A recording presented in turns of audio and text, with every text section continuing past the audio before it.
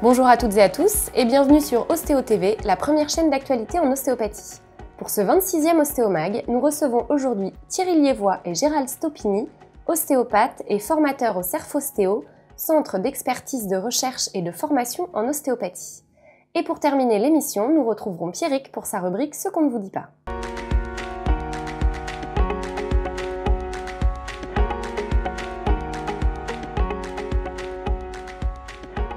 Thierry Liévois, Gérald Stopini, bonjour. Bonjour. Bonjour. Donc vous êtes tous les deux ostéopathes, mais vous n'avez pas exactement le même parcours. Alors je me permets de commencer avec Thierry. Les anciens d'abord. Donc, je n'osais pas le dire. Donc vous êtes ostéopathe en activité à Lille et à Mouscron en Belgique. Moucron, pardon, à Moucron en Belgique. Mais vous avez commencé par un diplôme de masseur kinésithérapeute en 1988, c'est bien ça? C'est exactement ça. Et ensuite, donc vous vous êtes tourné vers l'ostéopathie. Qu'est-ce qui a fait que vous êtes tourné vers l'ostéopathie?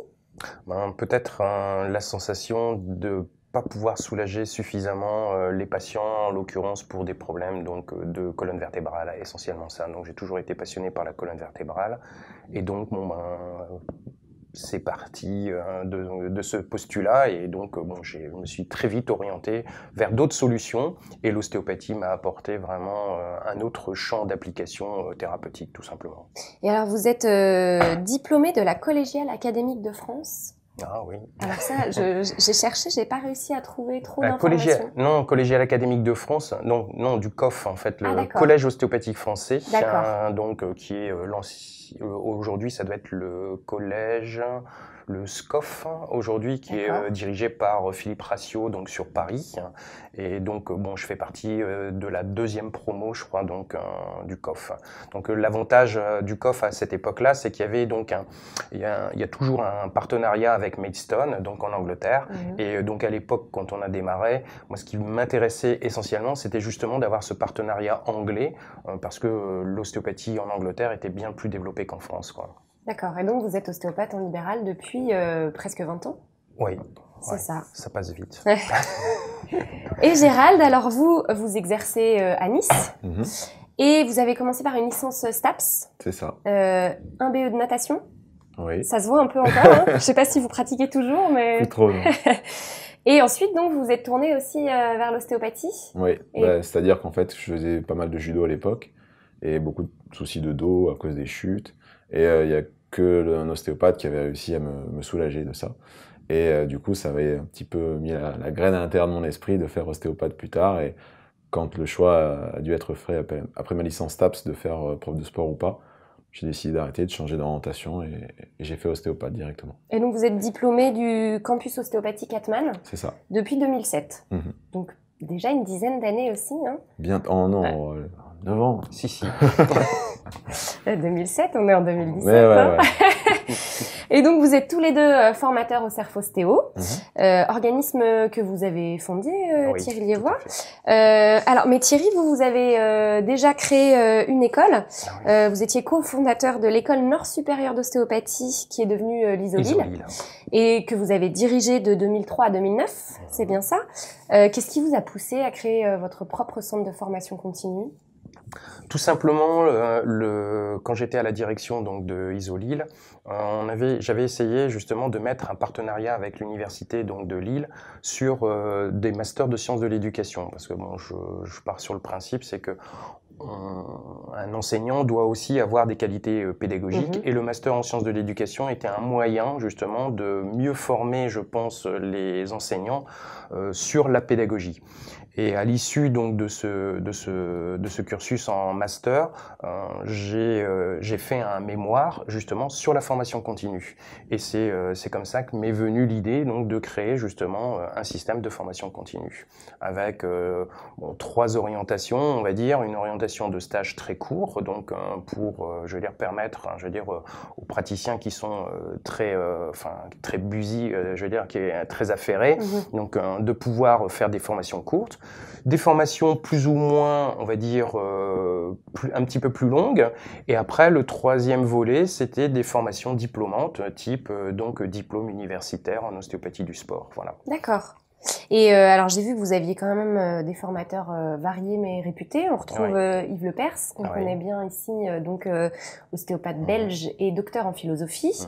Paul Vaucher, ostéopathe suisse, lui, et docteur en neurosciences. Jean-Claude Guimberteau, chirurgien de la main. Comment vous faites le choix des formateurs? Parce que j'ai vu aussi qu'il y avait Thierry Le Boursier, le cofondateur d'Ostéonat. Et un ostéopathe, alors Gérard Sueur, qui lui est formé aux soins en thérapie manuelle indigène. Donc c'est quand même une palette assez large. Voilà, large. Comment vous faites le choix de ces formateurs?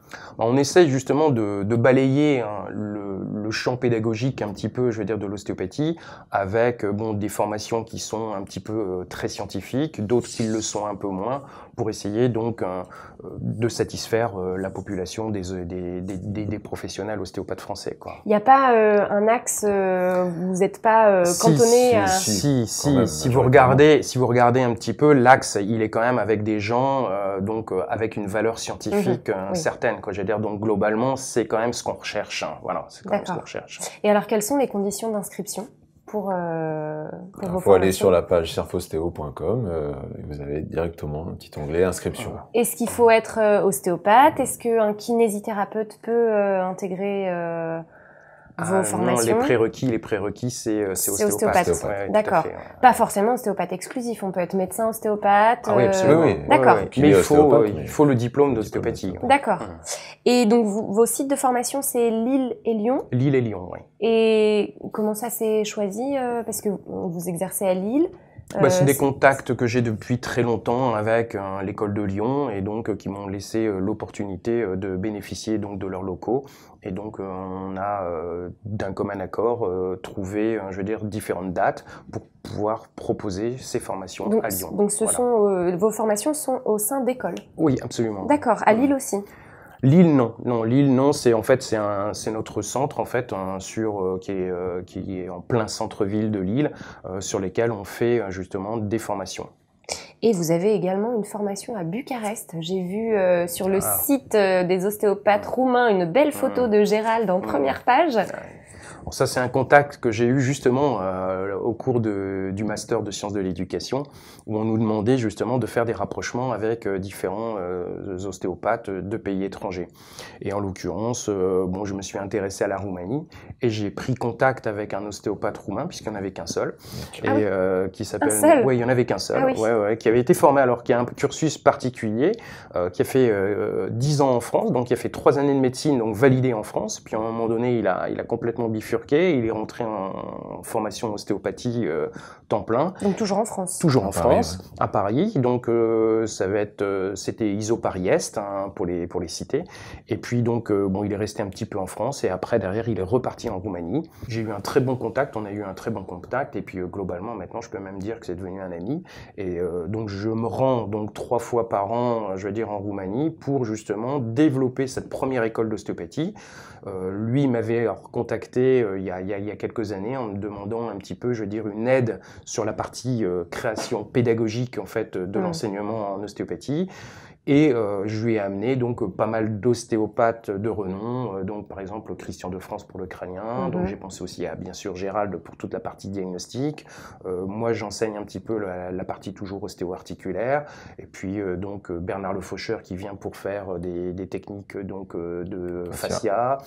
Donc en fait j'ai appelé mon réseau et il y en a pas mal qui ont répondu présent pour pouvoir aider Mircea donc dans le développement de l'ostéopathie en Roumanie. Voilà. Et alors, est-ce que vous avez l'intention de vous tourner davantage vers l'international? Après, le temps est compté, donc c'est la difficulté, elle est là. C'est-à-dire qu'après, oui, on peut de temps en temps s'orienter à l'international, mais c'est pour ça que Gérald est venu m'épauler, parce que seul, à un moment donné, ça devient difficile, quoi. Donc à 2, c'est plus facile, quoi. Donc pourquoi pas, les portes sont ouvertes. Pour l'instant, c'est juste limité à la Roumanie. Roumanie, oui, pour l'instant, oui. Belgique, un peu. Belgique, un petit peu aussi. On essaye d'évoluer, mais on va pas partir aux États-Unis ni tout de suite, pas tout de suite. Pas tout de suite. Je crois que vous avez un autre projet qui vous prend du temps, qui vous empêche de partir trop souvent. Expliquez-nous. Donc c'est un projet sur lequel on travaille depuis plus de 2 ans. C'est un site internet qui va regrouper tout ce qui est en rapport avec les thérapies manuelles, donc tout ce qui est examen clinique, examen postural, manipulation, mobilisation, exercice de rééducation, de proprioception, renforcement, tout ça, avec aussi les techniques annexes comme le strapping, éventuellement aussi des techniques instrumentales avec ventouse et autres choses. Ah oui, comme donc ça. là on est vraiment thérapie manuelle, quoi. C'est Ouais, très large. thérapie, On très n'est pas large. limité à l'ostéopathie. Non. D'accord. Et moi-même, j'ai fait beaucoup de séminaires avec d'autres intervenants que des ostéopathes. D'ailleurs, un petit message à tous les ostéopathes qui voudraient se former, formez-vous.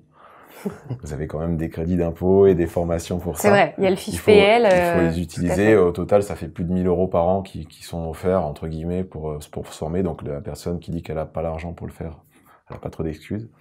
Mais moi, à titre d'exemple, ça fait donc plus de 9 ans que je suis installé. En 9 ans, j'ai fait plus de 45 séminaires. Et à côté de ça, 2 DU. Donc, si on veut le temps, on le trouve. Ouais, mais vous faites plus de natation. Non. Mais bon, Faut j'ai choisir. comme tout le monde. Donc après, il faut avoir des priorités après. C'est comme tout, n'importe qui, s'il veut investir dans son activité, être meilleur, bon, généralement, il va changer la table, l'ordinateur, mais après, c'est son savoir-faire surtout. Bien sûr. Et son savoir qui vont jouer. Et donc, dans tout ce qui est sur ce site-là, il y aura à peu près plusieurs centaines de vidéos qui vont être régulièrement postées dessus. Et là où ça sera génial, c'est que ça sera en français et en anglais, et ça sera d'accès gratuit. Et donc, c'est des vidéos à l'international. C'est vous qui vous êtes déplacé Non. On a tout fait, nous. Mais vous avez récupéré des... D'accord. Et on a... Voilà, Vous avez fait venir les Non. thérapeutes? Ah non, d'accord. Des fois, oui. Et des fois, c'est... Donc, c'est une surtout surprise. nous. Ouais. Et donc, ça Ok. devrait sortir courant février, peut-être fin février, en fonction de comment ça avance. Je fais le plus vite possible pour sortir ça. D'accord. Et donc, il y a déjà un nom de domaine Oui. Il y a déjà un nom de domaine. Ça s'appellera Manual Therapy Online. Manual Therapy IES. Bon, j'imagine qu'on pourra trouver le lien sur le site du Cerf Ostéo. Voilà. Oui, bien sûr. Voilà. On communiquera sur ça. D'accord, très bien. Ben, on a hâte de voir ça. Ouais. Merci beaucoup d'avoir répondu à notre invitation. Merci à vous. Ah, c'était très aimable. Et puis, peut-être à très bientôt pour reparler de votre site, donc Manual Therapy Online. Avec grand plaisir. Merci beaucoup.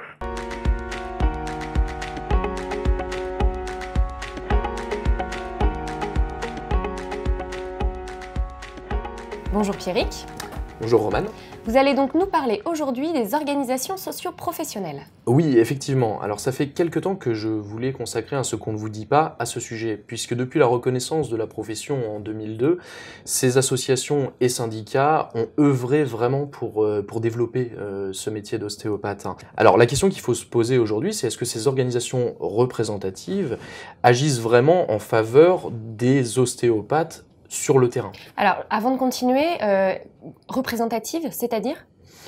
Alors, ce qu'il faut savoir, c'est que depuis 2014, l'État, et par le biais de la DGOS, a décidé de considérer comme représentative un ensemble de 9 organismes. 5 pour les ostéopathes professionnels de santé et 4 pour les ostéopathes non professionnels de santé. Et nous, aujourd'hui, on va principalement parler de ces organisations qui représentent les ostéopathes non professionnels de santé.